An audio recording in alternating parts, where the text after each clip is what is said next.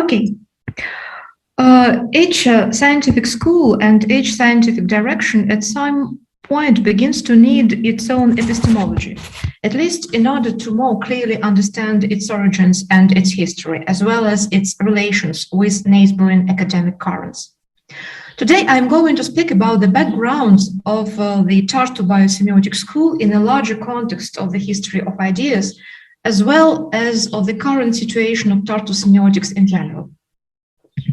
Unlike the Moscow branch of the Tartu Moscow Semiotic School, which de facto ceased to exist after the death of its main protagonists, the Tartu branch is actively developing in several subdirections, not necessarily explicitly related to each other. In the institutional sense, speaking about the Tartu Semiotic School, today we are talking about development of the main ideas of the school within two departments of the University of Tartu, the Department of Slavic Studies and the Department of Semiotics. Within the framework of the first one, we are talking about studies of the history and poetics of Russian culture based on the tools of semiotics. At the Department of Semiotics, the work is carried out in the direction of both the semiotics of culture and biosemiotics, as well as social semiotics. The study of the epistemological origins of this school can probably make it possible to show the interconnectedness of all modern trends in Tartu semiotics with regard to their historical and epistemological foundations. One of the main questions which should be asked is that of the notions or concepts which seem to unite in a diachronic perspective Tartu semiotics of culture and Tartu biosemiotics. That is, the two main directions of current Tartu semiotics. My paper will be about two of such concepts. They are holism and ontologism. The first part of the paper will include some hypotheses and the second one a concrete step towards their verification. Part 1, hypothesis. As I'm a linguist, it was easier for me to begin studying holistic and ontological principles as special refractions of European linguistic, to be more precise, Saussurean structuralism within the framework of Tartu semiotics seen in general. Let me say immediately that of the greatest linguistic theories of the 20th century for Tartu Moscow School, the legacy of Ferdinand de Saussure, first of all the course in general linguistics published under his name in 1916, and the works of the Prague Linguistic Circle were of particular importance. The Saussurean component of Tartu semiotics should be studied through the prism of the holistic and ontological refraction of Saussureanism in the works of linguists who emigrated from Russia after the 1917 revolution and worked in the 1920s, 1930s together with Czech colleagues within the Prague Linguistic Circle. First of all, Roman Jakobson and Nikolai Trubetskoy. Here, it would be necessary to explore the special relationship between structuralism and semiotics reflected in the work of Tartu researchers. In addition, the biological foundations of Prague's linguistic structuralism can organically connect the so-called cultural, social, and biological aspects of contemporary Tartu semiotics. The leading direction of linguistic structuralism in the 20th century was phonology. Within the framework of the Prague Linguistic Circle, a work on phonology was written that is often considered as a founding work of the discipline. This is Trubetskoy's posthumously published in 1939 Principles of Phonology. However, the elaboration of a phonological theory as such was not Trubetskoy's main purpose, in the sense that the entire system of his scientific views, including the phonological ones, obeyed some more general principles referring to what could be called now synthetic science or holistic science. It was rather the Eurasian conception that was of great interest to Trubetskoy, as well as to some other Russian members of the Prague Linguistic Circle.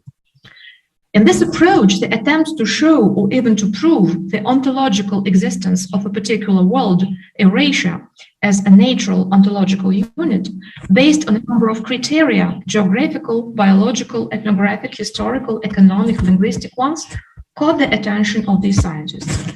This desire to prove the existence of Eurasia as a real space that didn't coincide with the existing conventional political boundaries is comparable to the desire of the Russian structuralists to discover real important entities, phonemes, behind a variety of less important units, sounds, which was the basis of their phonology. The search for erasure was for erasionists partly associated with their desire to find a new homeland that was, in a sense, more important and significant than their beloved Russia, lost with the 1917 revolution. In their attempts to present an ontological basis for the existence of erasure, the Prague researchers elaborated the linkage method, supposing the linkage of different kinds of very different phenomena, which are traditionally studied by different sciences, including biology. The destruction or disappearance of boundaries between the different fields of knowledge within the framework of this method supposed the development of a holistic approach to the object of the erasonists' research. And even if the word semiotics was not used by erasionists in this context, it was precisely this holistic and interdisciplinary character that seems to largely distinguish the semiotics formed in the Soviet Union, first of all in Tartu, from the so-called Western semiotics. In this way, linguistics, and in particular phonology, turned out to be a part of this pre-semiotic, in the sense of semiotics, as it will be later understood by the Tartu school, holistic method of the erasionists. Structuralism came to the USSR after Stalin's death in 1953, at the moment when it was beginning to fade in Western linguistics, giving way to new trends.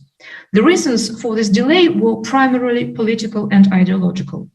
Until 1950, structuralism was negatively commented upon in the USSR and was opposed to the so-called advanced Soviet linguistics. The situation changed dramatically in 1956 when, at the 20th Congress of the Communist Party, automatic translation was declared a priority line of research in connection with the general program of technical progress, which required work with structural methods. A relative triumph of structuralism began in the USSR. In 1962, they organized in Moscow a symposium on the structural study of science systems, and the very name of this event testifies to the connection between semiotics and structuralism for Soviet researchers at the time. The structural methods developed in linguistics were transferred to other science systems. Semiotics was generally defined at the time as a new science which studies any system of science used in human society. Because of the political pressure, as we know, it became impossible to publish works on semiotics in Moscow, and Yuri Lotman proposed to conduct further meetings and publish in Estonia, where the atmosphere was less ideologically loaded. In the 1960s, Lotman himself was very interested in structuralism in connection with semiotics. And at the same time, the very definition of language was expanded, which is of importance for the development of biosemiotics. From Sassurian language langue, it transformed into language langage. It was already an important step forward in developing in Tartu the discipline, which later will be called biosemiotics. There was much less reasoning about science as such in the reflections of the Tartu semioticians. Methodologically, their discussions and works developed the idea of semiotics rather as a meta-science, as an interdisciplinary umbrella, which brings us back to the holistic structuralism and the linkage method developed by Prague linguists. On the whole, in the works of both Moscow and Tartu semioticians written later, the influence of structuralism can be discerned to a much less extent.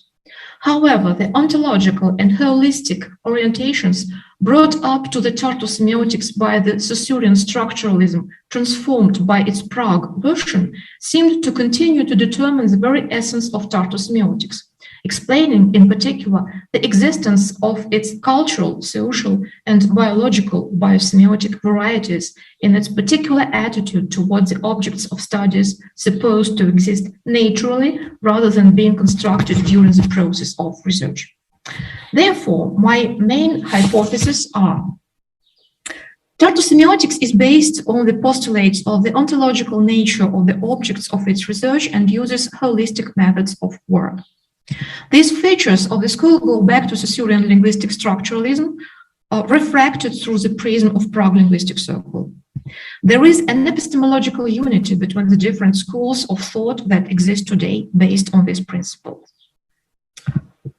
One of the first steps to begin the study was to interview on those questions the head of the Tartu Biosemiotics School, Kalle Vikul.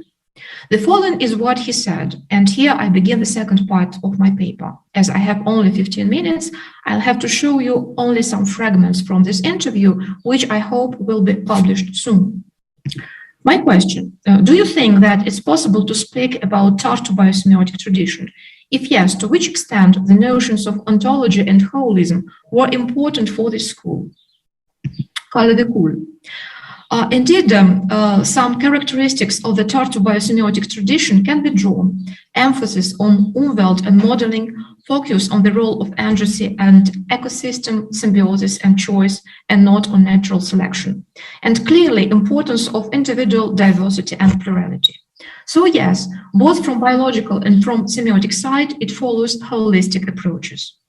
Biological organism of the 20th century is clearly very close to Tartu biosemiotics, as well as ecosemiotic holism. It also fits well with Lutmanian understanding of text and semiosphere as the wholes, which organize their elements, and Uexkulian understanding of Umwelt. In ontology, duality, not dualism, and plurality are our characteristics. Semiosis is understood as plurality with dual aspects of process and relations, of sequentiality and momentariness. Semiosis as a relation is atemporal, simultaneous, while semiosis is also a process, as temporal and sequential, such a duality. Ontologically, semiosis exists at the same time on more than one plane. While exceptionalism is well accepted by our biosemiotics, this term is used by a historian of biology, Erik Peterson, and signifies a view that argues for exceptional features of life. Likewise, in biosemiotics, we tend to define, following Sebeok, that a feature that distinguishes life from non-life is semiosis. Boundary zones, semiotics threshold zones, are of course fuzzy and receive much attention. Such view, as it seems, means a rather complex ontological stand. Question. The notion of Umwelt is important for Tartu semiotics, but Umwelt is not ontological, it is subjective, isn't it? Don't you see a contradiction here?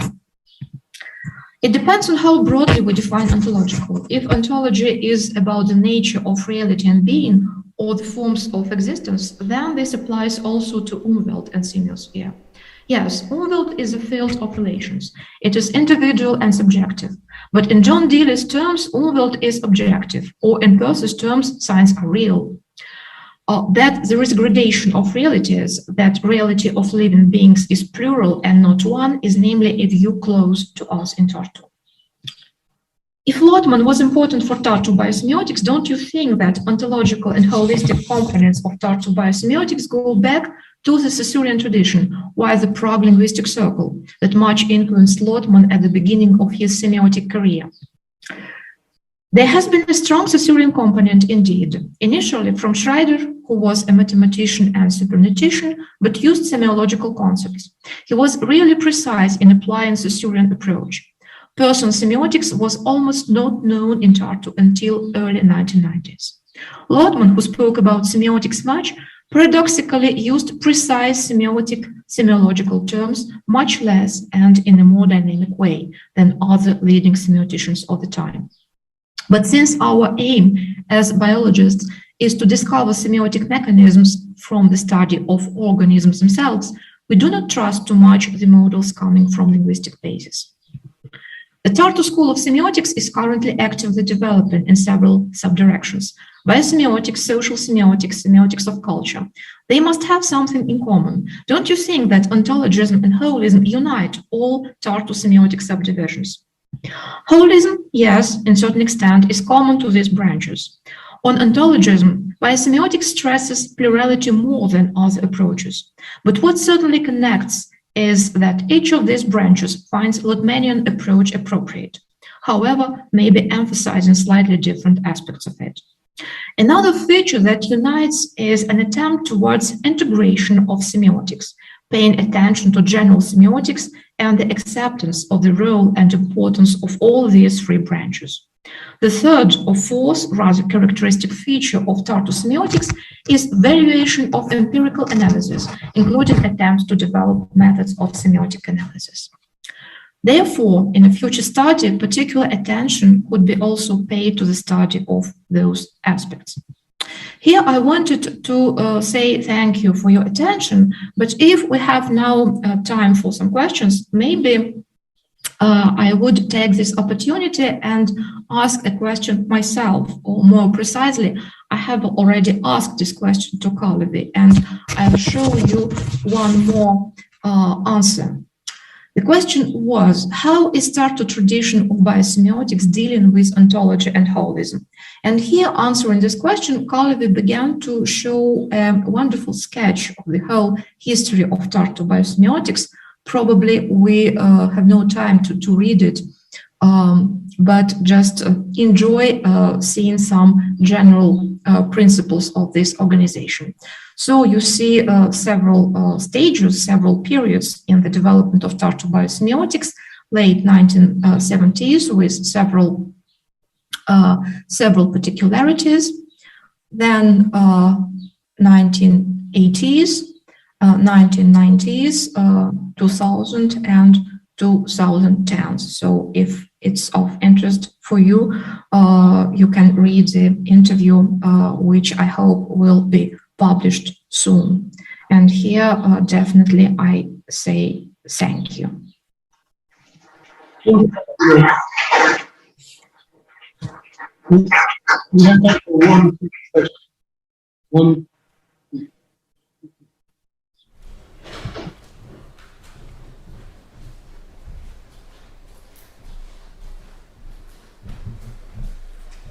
Hello, Katja. Very nice presentation, thank you. My question is about ontologism. I think holistically it's quite easy to understand what you mean by that, but ontologism is kind of a bit more fuzzy, and also with your interview with Kalevi, it can be heard that can be like more moralistic and more unique. So could you perhaps rephrase what's your understanding of this concept? Thank you. Thank you. As far as I understood, it was Timo. So Timo, you see, you are defined here as a representative of next generation of biosemioticians in Tartu, ahead of this new generation. So ontology, I would define it, it's my working definition, as oriented towards such concepts and ideas as existence, being, becoming, and reality. But as it was already shown by Kalevi in this interview, the framework of this notion can vary from one Tartu semiotic subdivision to another. For instance, for biosemiotics, it can have a broader meaning than for cultural semiotics, etc. But as a working definition, as I said, it is it supposes an orientation towards existence, being, becoming, and reality. It means that objects of study do exist, and they are not constructed in the process of research. If you would like a parallel from linguistics, I would oppose in such a way sounds and phonemes. So sounds as existing really, ontologically, and phonemes as being constructed in the heads of researchers. But also even here, there are several definitions of phonemes. Thank you.